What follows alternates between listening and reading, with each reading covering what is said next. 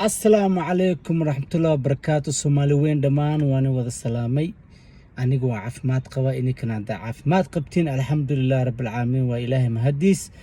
Waxaan maanta nigu hayaa arrin muhiim ah inaad wax ka ogaataan. Aniga YouTube-kayga uma furnin ina aniga wax ku faa'iido ama lacag ka helo, uma furnin. Aniga wixii xaqiiqada ah ina ininka mar walba ogaataan.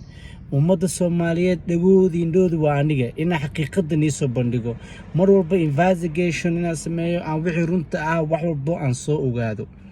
maanta waxaan yahayaa videogan ina ila daawataan shargareeya videoga. Sharma Boy Shiino Colo wuxuu leeyahay lacag baa loo aruurinayaa, mag baa la rabaa, laakiin taas waxba kama jiraan.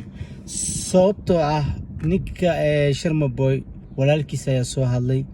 Arintana waxa waaye hadda ogaanaysaan videoga ila daawada please.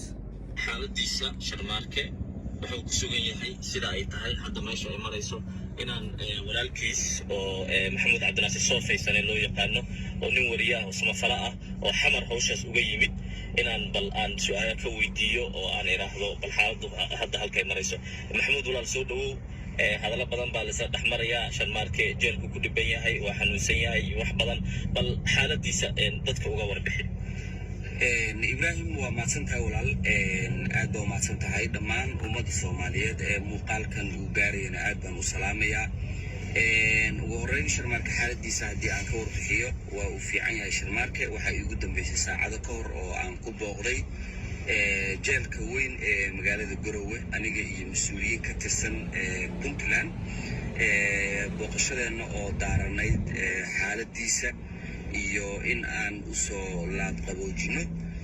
runtii Sharmaarke arrintiisu waa arrin qadar rabbi ah. shil buu galay sida aad wada ogtihiin, waxaana ku dhimatay gabar Soomaaliyeed oo reer Garowe ahayd.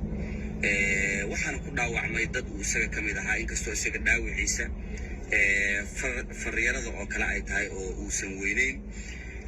caadiyana marka qof shil uu galo oo isaga gaariga uu waday haddii dhimasho ay ka dhacdo waa wax caadi ah in qofkaas meel ammaana lagu sii hayo inta labada dhinac ama labada reer ay ka heshiinayaan. haddii aan u imaado arrinta deeq aruurinta iyo leeyahay mag baa la aruurinayaa Sharmaarke ku saabsan ee baraha bulshada aad arkaysaan, arrintaas runtii arrin aysan waxba ka jirin weeye oo dad ay ku qaraabanayaan. dadkaasna waxaan leeyahay haddii ujeedadiinu ay tahay in aad dad wax tartaan, in aad dad u dhaqnataan, way fiican tahay. dadka Soomaaliyeed waa dad qiimo leh, waa dad islaam ah, waa dad xilliyada adag isgarab istaaga oo runtii isku hiiliya. laakiin meelaha ay idinka baahan tahay inaad la aadaan bay fiican tahay, sida agoonta abbayaashooda ay dhinteen, qaarkood askarta ay dhaleen, dadka masaakiinta ah ee qaxootiga ku nool, dadka xanuunsan ee xaaladooda aan waddanka waxba looga qaban karin. meelahaasaa runtii ajar adduun iyo aakhiraba aad ka helaysaan inaad la aadaan. dadka Soomaaliyeed waxaan rabaa inaan u xaqiijiyo oo aan marka saddexaad ku celiya aan idin xaqiijinaya inaysan waxba ka jirin. haddii aad aragtaan qof ku haya ama soo qoraya qofkaasaan waxa uu aruurinaynaa waa been.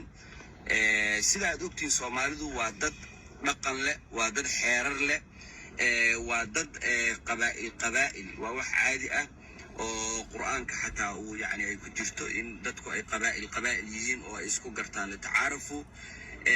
marka arrinta Sharmaarke arrin famil weeye, waa arrin qabiil u taala, qabiilkii baana gacanta kula jira.